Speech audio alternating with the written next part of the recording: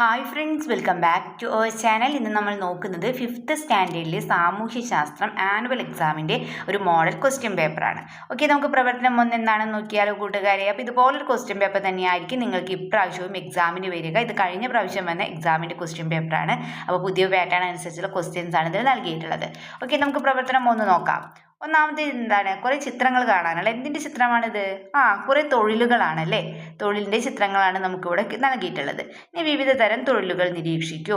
തൊഴിലുകളിൽ നിന്ന് മാത്രമാണോ കുടുംബത്തിന് വരുമാനം ഉണ്ടാകുന്നത്? നിങ്ങളുടെ അഭിപ്രായം വ്യക്തമാക്കി കുറിപ്പ് തയ്യാറാക്കുക എന്നാണല്ലേ പറഞ്ഞിട്ടുള്ളത്. അപ്പോൾ കൂട്ടുകാരെ, നമുക്ക് എന്താണ്, തൊഴിലുകളിൽ നിന്ന് മാത്രമാണോ നമ്മുടെ കുടുംബത്തിന് വരുമാനം ഉണ്ടാകുന്നത്? അല്ലല്ലേ. പിന്നെ എന്തൊക്കെയാണ് കുടുംബത്തിന് വരുമാനം ഉണ്ടാകുന്നത്?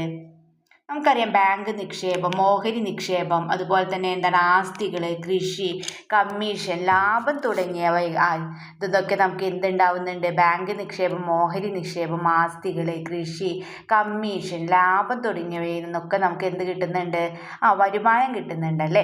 അപ്പോൾ നിങ്ങൾ എന്ത് ചെയ്തില്ല, ഏതെങ്കിലും 3 ആശയങ്ങളൊക്കെ ഉൾപ്പെടുത്തി ഒരു കുറിപ്പ് തയ്യാറാക്കിയാൽ മതി. ഓക്കെ. ദെൻ സമൂഹത്തിൽ നിലനിൽക്കുന്ന വിവിധതരം സാമ്പത്തിക അസമത്വത്തിൻ്റെ കാരണങ്ങൾ പട്ടികപ്പെടുത്തുക എന്നാണല്ലേ പറഞ്ഞിട്ടുള്ളത്. എന്തൊക്കെയാണ് കാരണങ്ങൾ? അത് തൊഴിലും അതുപോലെ തന്നെ വരുമാനത്തിലുമുള്ള അസമത്വം അല്ലേ. തൊഴിലിലും വരുമാനത്തിലുമുള്ള അസമത്വം. ദെൻ വിഭവങ്ങളുടെ വിതരണത്തിലെ അസമത്വം ഇവയൊക്കെയാണ് അല്ലേ. ഓക്കെ, ദെൻ സെക്കൻഡ് ക്വസ്റ്റ്യൻ നോക്കാം നമുക്ക്. ഗ്രഹങ്ങളും അവരുടെ സവിശേഷതകളുമായി ബന്ധപ്പെട്ട വർക്ക്ഷീറ്റ് പൂർത്തിയാക്കുക എന്നാണല്ലേ പറഞ്ഞിട്ടുള്ളത്. ഗ്രഹങ്ങളുടെ പേര് ചൊവ്വ. സവിശേഷതകൾ നമുക്ക് എന്തൊക്കെ എഴുതാം? സവിശേഷതകൾ ചുവന്ന ഗ്രഹമാണല്ലേ, ചുവന്ന ഗ്രഹം. ദെൻ വലുപ്പത്തിൽ 2ാം സ്ഥാനം ഗ്രഹം ഏതാണ്? ശനിയാണല്ലേ. ഇനി നോക്കൂ, യുറാനസ്. സവിശേഷതയിൽ നമുക്ക് എന്ത് എഴുതാം? ഏറ്റവും തണുപ്പുള്ള ഗ്രഹം എന്ന് എഴുതാം. അല്ലെങ്കിൽ നിങ്ങൾക്ക് ഇഷ്ടമുള്ളത്, നിങ്ങൾക്ക് അറിയാവുന്ന മറ്റ് സവിശേഷത ഉണ്ടെങ്കിൽ അത് എഴുതാവുന്നതാണ്. ഓക്കെ, ദെൻ ശുക്രനുണ്ട്. പ്രഭാത നക്ഷത്രം, പ്രദോഷ നക്ഷത്രം എന്നീ പേരുകളിൽ അറിയപ്പെടുന്നു അല്ലേ. ഇനി തന്നിരിക്കുന്നവയിൽ ശരിയായ പ്രസ്താവന ഏതെന്നാണ് ചോദിച്ചിട്ടുള്ളത്. സൂര്യൻ ഒരു നക്ഷത്രമാണ്. എല്ലാ ഗ്രഹങ്ങൾക്കും ഉപഗ്രഹങ്ങളുണ്ട്. ഗ്രഹങ്ങൾ സ്വയം പ്രകാശിക്കുന്നു.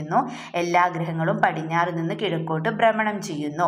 അപ്പോൾ ഇതിൽ ശരിയായിട്ടുള്ള പ്രസ്താവന ഏതാണ്? സൂര്യൻ ഒരു നക്ഷത്രമാണ് എന്നുള്ളതാണ്. സൂര്യൻ ഒരു നക്ഷത്രമാണ്. ഓക്കെ, ഇതിന് ഭൂമിയുടെ ഭ്രമണവും പരിക്രമണവുമായി ബന്ധപ്പെട്ട് തന്നിരിക്കുന്ന പ്രസ്താവനകളെ തരംതിരിച്ച് എഴുതുക. അപ്പോൾ ഇതിൽ ഭ്രമണത്തിൽ വരുന്നത് ഏതൊക്കെയാണെന്നും പരിക്രമണത്തിൽ വരുന്നത് ഏതൊക്കെയാണെന്ന് എഴുതണം അല്ലേ. നോക്കൂ, ഭൂമി അതിൻ്റെ സാങ്കല്പിക അച്ചുതണ്ടിൽ സ്വയം കറങ്ങുന്നു. ഭൂമി അതിൻ്റെ സാങ്കല്പിക അച്ചുതണ്ടിൽ സ്വയം കറങ്ങുന്നു. അത് ഭ്രമണത്തിലാണ് അല്ലേ. ഇനി പരിക്രമണം നോക്കൂ, ഋതുഭേദങ്ങൾ ഉണ്ടാകുന്നു. ഇനി ഭ്രമണത്തിൽ നോക്കൂ, ഒരു ഭൂമി അതിൻ്റെ സാങ്കല്പിക എന്ന് പറഞ്ഞല്ലേ, ഒരു നിശ്ചിത സഞ്ചാരപഥത്തിലൂടെ സൂര്യനെ ചുറ്റുന്നു. ഇത് പരിക്രമണത്തിലാണോ ഭ്രമണത്തിലാണോ വരിക? എന്തിലാ വരിക? ഒരു നിശ്ചിത സഞ്ചാരപഥത്തിലൂടെ സൂര്യനെ ചുറ്റുന്നു. പരിക്രമണമാണല്ലേ. അതെന്താണ്? പരിക്രമണമാണ്. പരിക്രമണമാണല്ലേ വരിക, പരിക്രമണം. ദെൻ 365 ദിവസം കൊണ്ട് ഒരു കറക്കം പൂർത്തിയാക്കുന്നു. അതും പരിക്രമണമാണല്ലേ. ഇനി നോക്കൂ, ഒരു കറക്കം പൂർത്തിയാക്കാൻ 23 മണിക്കൂർ 56 മിനിറ്റ് 4 സെക്കൻഡ് എടുക്കുന്നു. അതേതിലാണ് വരിക? ഭ്രമണമാണല്ലേ, ഭ്രമണമാണ്. ഇനി ഋതുഭേദങ്ങൾ ഉണ്ടാകുന്നു നമ്മൾ പറഞ്ഞു, പരിക്രമണമാണ്. ഇനി സൂര്യൻ കിഴക്കുതിച്ച് പടിഞ്ഞാറ് അസ്തമിക്കുന്നതായിട്ട് അനുഭവപ്പെടുന്നു. അതും എന്ത് തന്നെയാണ്? ഭ്രമണമാണല്ലേ, ഭ്രമണം. ഓക്കെ, ദെൻ നെക്സ്റ്റ് ക്വസ്റ്റ്യൻ നോക്കാം. അമേരിക്കയിലെ ന്യൂയോർക്കിൽ പകൽ സമയം നടക്കുന്ന കോപ്പ അമേരിക്ക മത്സരത്തിൻ്റെ തത്സമയ സംപ്രേഷണം കേരളത്തിൽ താമസിക്കുന്ന കുട്ടി രാത്രിയാണ് കാണുന്നതിന്. ഇതിന് ഭൂമിയുടെ ഏത് തരം ചലനമാണ് കാരണമെന്നാണല്ലേ ചോദിച്ചിട്ടുള്ളത്. ഏതാണ്? അതെ, ഭ്രമണമാണല്ലേ. ഏതാണ്? ഭ്രമണം. കാരണം ഭൂമിയുടെ ഏത് ചലനമാണ്? ഭ്രമണമാണ്. ഭ്രമണം. ഓക്കെ, ദെൻ പ്രവർത്തനം 4. സമൂഹത്തിൻ്റെ നിലനിൽപ്പിനും സുഗമമായ പ്രവർത്തനങ്ങൾക്കും വേണ്ടി ഏർപ്പെടുത്തുന്ന അംഗീകരിക്കപ്പെട്ട നിയന്ത്രണങ്ങളും വ്യവസ്ഥകളുമാണ് എന്ത്? നിയമം അല്ലേ. അപ്പം നിയമങ്ങളുമായി ബന്ധപ്പെട്ട ഡയഗ്രാം പൂർത്തിയാക്കുക എന്നാണല്ലേ പറഞ്ഞിട്ടുള്ളത്. കൃത്യമായി എഴുതപ്പെടാത്തവ, നിയമനിർമ്മാണ സഭകൾ വഴി രൂപപ്പെടുന്നവ. പിന്നെ നമുക്ക് എന്തൊക്കെ എഴുതാം? വ്യവസ്ഥാപിതമായ സംവിധാനങ്ങൾ വഴി രൂപപ്പെടുത്തുന്ന നിയമങ്ങൾ. എന്താണ്?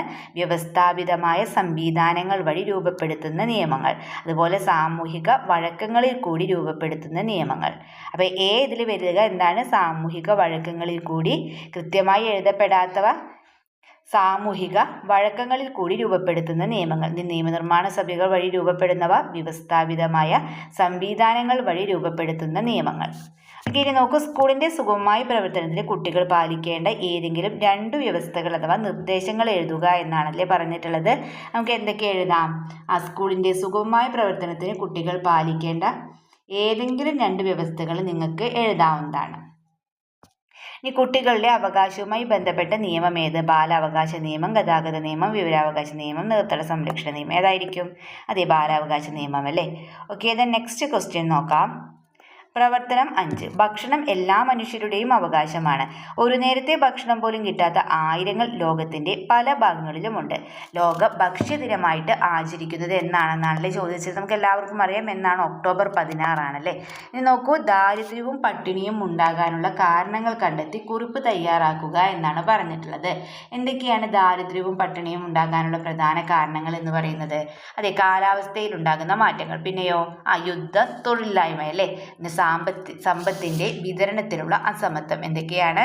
കാലാവസ്ഥയിൽ ഉണ്ടാകുന്ന മാറ്റങ്ങൾ, സമ്പത്തിൻ്റെ വിതരണത്തിലുള്ള അസമത്വം, യുദ്ധം, തൊഴിലില്ലായ്മ അല്ലേ. യുദ്ധം, തൊഴിലില്ലായ്മ.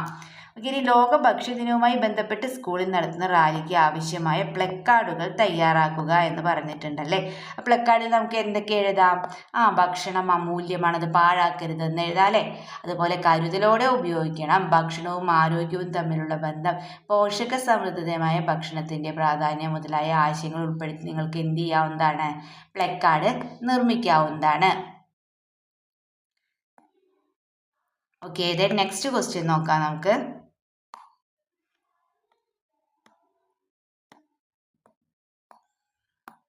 പ്രവർത്തനം 6 നദികളുമായി ബന്ധപ്പെട്ട് താഴെ തന്നിരിക്കുന്നവയിൽ ശരിയായ പ്രസ്താവന ഏത്? കേരളത്തിൻ്റെ നദികളിൽ ഭൂരിഭാഗവും പടിഞ്ഞാറു നിന്ന് കിഴക്കോട്ട് ഒഴുകുന്നു എന്നാണല്ലേ പറഞ്ഞിട്ടുള്ളത്. ഈ മലനാട് ഭൂപ്രകൃതി വിഭാഗത്തിൽ നിന്നാണ് കേരളത്തിലെ നദികൾ ഉത്ഭവിക്കുന്നത്. കേരളത്തിൻ്റെ ഭൂരിഭാഗം നദികളും ബംഗാൾ ഉൾക്കടലിൽ പതിക്കുന്നു. കേരളത്തിലെ നദികൾ എല്ലാ കാലത്തും നിറഞ്ഞൊഴുകുന്നവയാണ്. അപ്പോൾ ഇതിൽ റൈറ്റ് ആയിട്ടുള്ള ഏതാണ്? ശരിയായിട്ടുള്ളത് ഏതാണ്? മലനാട് ഭൂപ്രകൃതി വിഭാഗത്തിൽ നിന്നാണ് കേരളത്തിലെ നദികൾ ഉത്ഭവിക്കുന്നത് എന്നുള്ളതാണല്ലേ. ഓക്കെ, ജലസ്രോതസ്സുകൾ സംരക്ഷിക്കുന്നതിനും ശുദ്ധജല വിതരണത്തിനുമുള്ള സർക്കാർ പദ്ധതികളാണ് ചുവടെ തന്നിരിക്കുന്നത്. അവയെ ശരിയായ രീതിയിൽ ക്രമീകരിക്കുക.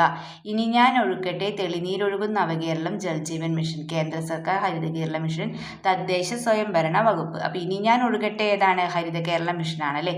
ഇനി ഞാൻ ഒഴുകട്ടെ ഹരിത കേരള മിഷൻ. തെളിനീരൊഴുകുന്ന നവകേരളം തദ്ദേശ സ്വയംഭരണ വകുപ്പിൻ്റെയാണല്ലേ. തദ്ദേശ സ്വയംഭരണ ജീവൻ മിഷൻ കേന്ദ്ര സർക്കാരാണ്.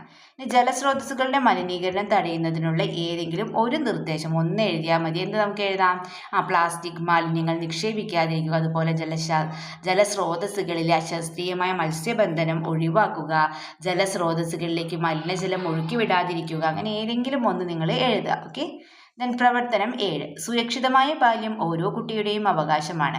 ബാലാവകാശങ്ങൾ സംരക്ഷിക്കുന്നതിനായി നിരവധി നിയമങ്ങളും സംവിധാനങ്ങളും നിലവിലുണ്ട്. ക്വസ്റ്റ്യൻ എന്താണ്?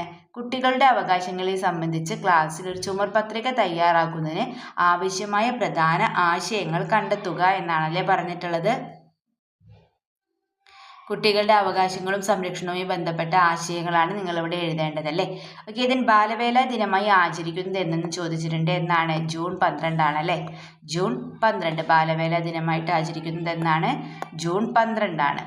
ഓക്കെ, അപ്പോൾ ഇത്രയും ക്വസ്റ്റ്യൻസ് ആണ് ഈ ക്വസ്റ്റ്യൻ പേപ്പറുമായി ബന്ധപ്പെട്ടുണ്ടായിരുന്നത്. അപ്പോൾ ഇത്രയും ക്വസ്റ്റ്യൻസ് നമ്മൾ ഡിസ്കസ് ചെയ്ത് കഴിഞ്ഞു. അപ്പോൾ നിങ്ങൾക്ക് വീഡിയോ യൂസ്ഫുൾ ആയി തോന്നുകയാണെങ്കിൽ തീർച്ചയായും ലൈക്ക് ചെയ്യുക, കമൻറ്റ് ചെയ്യുക. ഓക്കെ, നമുക്ക് മറ്റൊരു വീഡിയോയുമായി വീണ്ടും കണ്ടുമുട്ടാം. Okay, by.